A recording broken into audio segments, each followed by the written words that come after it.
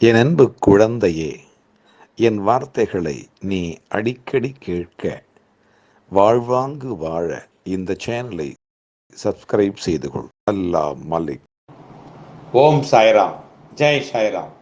உலகெங்கிலும் இருக்கிற என்னுடைய சாய் சொந்தங்களுக்கு இவ்விதமான கூட்டு பிரார்த்தனைகளை வெற்றிகரமாக நிகழ்த்துவதற்கு என்னை பெற்ற பெற்றோருடைய வாழ்த்துக்களாலும் நான் வணங்குகின்ற எல்லா தெய்வங்களுடைய பிரதிநிதியாக இருக்கிற நம்முடைய சாயிநாதருடைய பேரருளினாலும் உங்களுடைய பேராதரவினாலும் இத்தகைய பிரார்த்தனைகளை வெற்றிகரமாக நிகழ்த்துவதற்கு முயற்சி செய்து கொண்டிருக்கிறேன். அந்த முயற்சியிலே முக்கியமான ஒரு சிந்தனையாக இன்றைய ஒரு நல்ல சிந்தனை, அதாவது பாசமே இல்லாமல் வாழுகிறார்கள் பிள்ளைகள் என்று அனைவரும் நினைக்கிறார்கள். உலகத்திலே நல்லவர்களே இல்லை என்று சில நேரங்களிலே எண்ண தோன்றுகிறது, பேச தோன்றுகிறது. அப்படியாக பேசுகின்ற பொழுது நம்மை அறியாமல் ஒரு நெகட்டிவ் எனர்ஜி என்று சொல்வார்களே, அந்த மாதிரி எதிர்மறை எண்ணங்களை நாம் இந்த பிரபஞ்சத்திலே விதைக்கிறோம் என்பதை நாம் அறிந்து கொள்ளாக வேண்டும். எவ்வளவோ செய்திகளை எதிர்மறை செய்திகளை நாம் எழுந்தவுடன் நம்முடைய தொலைக்காட்சி பெட்டியிலும் செய்தித்தாள்களிலும் நாம் பார்க்கிறோம். அதைத்தான் நாம் விரும்பி படிக்கிறோம். ஆனால் ஒரு நல்ல செய்தியை, ஒரு மாணவன் நல்ல மதிப்பெண் பெற்றிருக்கிறான், நல்ல ஒரு மதிப்பான ஒரு இடத்திலே நல்ல பரிசுகளை பெற்றிருக்கிறான் என்பதை சாதாரணமாக எடுத்துக்கொள்கிறோம். சில இடங்களிலே மிக சொற்பமாக பாசத்தோடு இருப்பார்கள், நேசத்தோடு இருப்பார்கள், பண்பாக இருப்பார்கள், அன்பாக நடந்து கொள்வார்கள். அவர்களை நாம் சாதாரணமாக இன்னசென்ட் என்கின்ற ஒரு வார்த்தையை சொல்லிவிட்டு கடந்து போய்விடுவோம். இன்னசென்ட் என்றும் அறியாதவர்கள் என்றும் ஏதும் அறியாதவர்கள் என்றும் சொல்லிவிட்டு நாம் அந்த இடத்தை விட்டு நகர்ந்து விடுவோம். அங்குதான் சாயப்பா வாழ்வார், அந்த இடத்தில்தான் சாயப்பா வாழ்ந்து கொண்டிருப்பார்.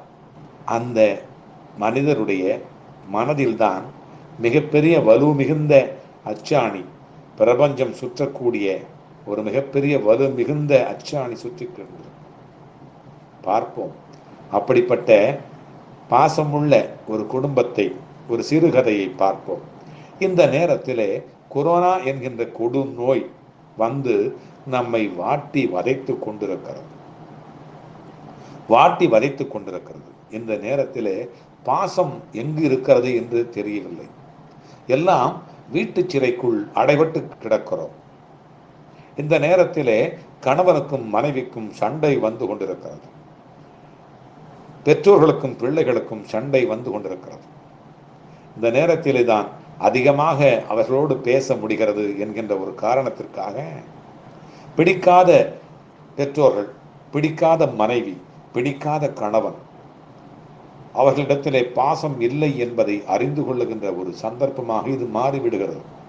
அப்படியான பாசமில்லாத குடும்பத்திலே சண்டை வந்து விடுகிறது.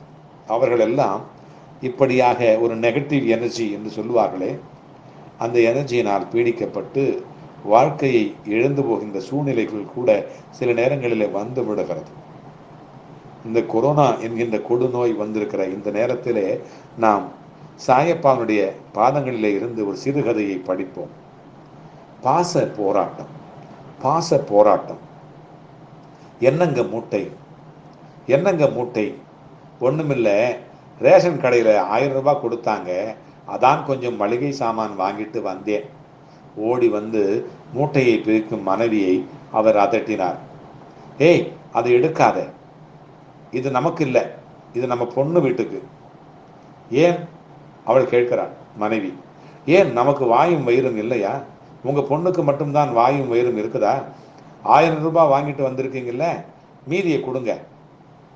இதுவே 1400 ரூபாய் ஆச்சு.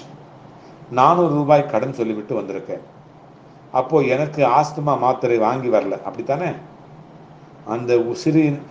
அந்த உறிஞ்சிற மிஷினு இன்னும் வாங்கலை, வாயில வைத்து உறிஞ்சும் இல்லை, அந்த உறிஞ்சிற மிஷினு இன்னும் வாங்கலை, அதானே?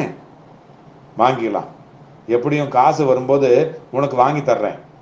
உனக்கு வாங்கி தராம வேற யாருக்கு தான் வாங்கி தர போறேன்?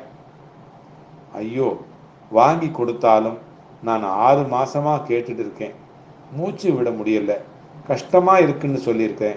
அதை வாங்கி கொடுக்க முடியல. 1000 வாங்கி அப்படியே மகளுக்கு மளிகை சாமான் வாங்கி வந்துட்டீங்க. உங்கள் மகளுக்கு மளிகை சாமானத்தை வாங்கிட்டு வந்து கொடுக்க போகிறீங்க. எப்படி போவீங்க? கொரோனா வந்துட்டு எப்படி போவீங்க? பஸ்ஸு இல்லை, ட்ரெயின் இல்லை, ஆட்டோ இல்லை. எப்படி தான் உங்கள் மக வீட்டுக்கு போக போகிறீங்க? சைக்கிளில் போவேன். ஏன் பாதியிலே வெயிலில் சுருண்டு விழுந்து சாகிறதுக்கா? நல்ல வார்த்தையை நீ பேச மாட்டியே நீ? இப்போ போக வேணாம், நாளைக்கு காலையில் போய் கொடுத்துக்கலான்னு தான் சொன்னேங்க. இல்லை இல்லை, நான் இப்போவே கிளம்புறேன். போங்க போங்க. போலீஸ்காரன் சாமானையும் சைக்கிள்லையும் பிடிச்சி வச்சுக்கிட்டு உங்களை தோப்புக்காரனை போட சொல்லுவான், குட்டிக்காரனை போட சொல்லுவான். எல்லா டிவிலையும் அது தெரிய போகுது. அப்புறம் பின்னாடி நடந்து தான் வர போகிறீங்க. அந்த சாமானையும் அவங்ககிட்ட கொடுத்துட்டு நடந்து தான் வர போகிறீங்க. நீ என்ன நல்ல வார்த்தையே பேச மாட்டியா? ஏன் இப்படி பேசிட்டு இருக்கிற? நல்ல வார்த்தையை உனக்கு தெரியாதா? ஐயோ, துரை போருக்கு போகிறாரு, நல்ல வார்த்தை சொல்லி அனுப்பி வைக்கணும். சரி, கிளம்பணும். பழைய சோறு இருந்தால் கொடு. அதான் மக வீட்டுக்கு போகிறீங்கல்ல, உங்கள் மக சமைச்சு வச்சுருப்பால்ல, அங்கேயே போய் சாப்பிட்டு வாங்க. சரி பரவாயில்ல, நான் கிளம்புறேன். சொன்னால் கேட்க மாட்டீங்க. பட்டாதான் உங்களுக்கு புத்தி வரும். போலீஸ்காரன் உங்களை அடித்து உதச்சி அனுப்பும்போது தான் நான் சொன்னது உங்களுக்கு ஞாபகத்து வரும். அவர் சைக்கிளில் எல்லா மளிகை சாமான்களையும் மூட்டையாக கட்டி பின்பக்கம் வச்சுக்கிட்டு கிளம்புறார். ஒரு 5 கிலோமீட்டர் வந்திருப்பார். அங்கே சாலையில் தடுப்பு அமைத்து ஜீப்போடு போலீஸ்காரர்கள் நின்று கொண்டிருந்தார்கள். ஒரு 10 பேர் இருந்தார்கள். அவர்களை பார்த்தாலே பதை பதைத்தது. மனைவி சொன்னது போல போலீஸ்காரர்கள் சாமான்களையும் சைக்கிளையும் பிடிக்கிக் கொள்வார்களோ, தோப்பு கரணம் போட சொல்லி போட்டோ எடுத்து டிவியிலே போடுவார்களோ, தெரியாமல் வந்து விட்டோமோ, பயம் அப்பொழுது தொற்றிக் கொண்டு விட்டது. அவர் அருகிலே சென்றபோது ஒரு போலீஸ்காரர் தடுத்து நிறுத்தினார். என்ன பெருசு, எங்கே கிளம்பிட்ட? ஐயா, வண்டலூர்லேருந்து வர்றேங்கய்யா, அயனாவரம் வர போகிறேங்கய்யா, மக வீட்டுக்கு மளிகை சாமான் வாங்கிட்டு போகிறேங்கய்யா. சைக்கிளை ஓரமா நிறுத்து, அந்த மூட்டையை தூக்கிட்டு வா. அவ்வளவுதான், 1400 ரூபா மளிகை சாமான் போச்சு அப்படின்னு நினச்சிக்கிட்டு மிதி வண்டியை நிறுத்திட்டு ஸ்டாண்டு போட்டுட்டு மளிகை சாமான் மூட்டையை கீழே இறக்கி வச்சார். யோ பெருசு, அந்த ஜீப்புக்குள்ள இன்ஸ்பெக்டர் உட்காந்துக்கிறாரு, அவரை போய் பாரு போ, அவரை போய் முதல்ல பார்த்துட்டு வா. அவர் போலீஸ் வண்டியை நோக்கி நடந்தார். வண்டியில் வாட்ட சாட்டமாய் கூலிங் கிளாஸ் போட்ட பெரிய மீசை வைத்திருந்த அந்த இன்ஸ்பெக்டர் அமர்ந்திருந்தார். என்ன பெரியவரே, எங்கே கிளம்பிட்டீங்க? அயனாவரம் வரை போகிறேங்கய்யா. பொண்ணு அங்கே இருக்கு, மாப்பிள்ளை டிரைவராக இருக்கிறாரு, வேலை இல்லை, அதான் கவர்மெண்ட் கொடுத்த 1000 ரூபாயில் கொஞ்சம் மளிகை சாமான் வாங்கிட்டு போகிறேன்யா. ஊரில் தடை போட்டிருக்காங்க, அது என்னையா என்ன பண்ணுறது தெரியலையா, அதான் வந்துட்டேன். அதான்பா, ஊரில் தடை போட்டிருக்காங்களே, தெரியாத பெரியவரே? தெரியுங்கய்யா, ஆனால் 4 உசுறு அங்கே சோத்துக்கு இல்லாமல் கஷ்டப்படுமே, அதனால தான்யா இதை போய் கொடுத்துட்டு வந்துடலான்னு போகிறேங்கய்யா. அதான்யா கிளம்பிட்டேன்யா. என்ன வயசாகுது பெரியவரே உங்களுக்கு? 63 வயசாகுதுங்கய்யா. அருகில் நடு சாலையில் 10-15 இளைஞர்கள் தோப்பு கரணம் போட்டு கொண்டிருந்தார்கள்.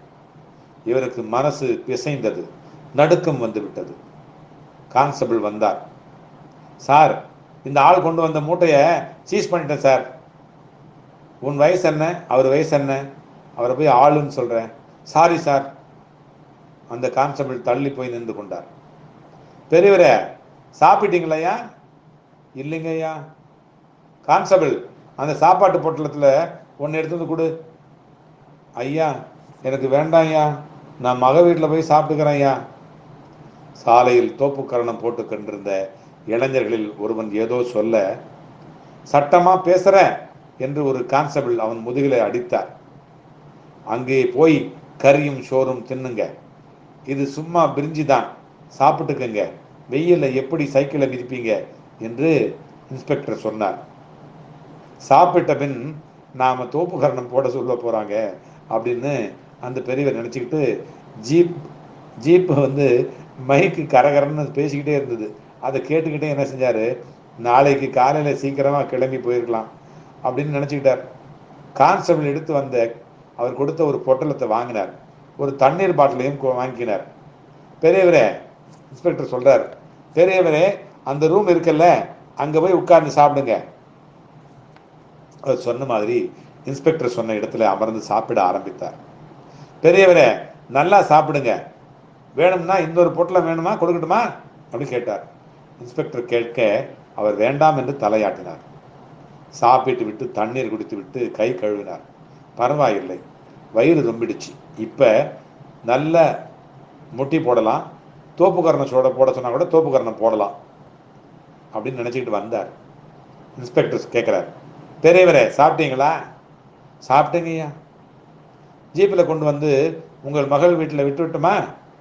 ஐயா வேண்டாங்கய்யா, நான் போயிடுவேங்கய்யா. சரி, இந்த டிஷர்ட்டை போட்டுக்கோங்க, இந்த தொப்பியை போட்டுக்கோங்க. இது வாலண்டியர்ஸ் போட்டுக்கிறது. அரசாங்கம் கொடுக்குற பணத்தை வாங்கினோமா, தண்ணி அடித்தோமா, தலை குப்புற விழுந்தமான்னு இல்லாமல் 4 உசுருக்கு சோறு போட சாமானை வாங்கிட்டு போகிறீங்களே, நீங்கள் தான் உண்மையான வாலண்டியர். நீங்கள் தான் உண்மையான வாலண்டியர். இந்த டிஷர்ட்டை போட்டுக்கோங்க, பத்திரமா போயிட்டு வாங்க. அது கனவா நனவா என்று நம்ப முடியாமல் அந்த டிஷர்ட்டை வாங்கி அந்த பெரியவர் மாட்டிக்கிட்டார். இன்ஸ்பெக்டருக்கு 2 கை குவித்து வணக்கம் தெரிவித்தார். சைக்கிளில் ஏறி மகள் வீட்டை நோக்கி மிதிக்க ஆரம்பித்தார். அப்பா, எப்படி வந்தீங்க? எதுக்குப்பா சைக்கிளில் வந்தீங்க? முதல்ல கை கழுவுங்க. பேரன்கள் ஓடி வந்து கட்டி கொண்டார்கள். பேரன்களை அணைத்து உடனே தள்ளி போக சொன்னார். அம்மா தள்ளி போங்க, எல்லாரும் தள்ளி தள்ளி நில்லுங்க அப்படின்னு சொன்னார்.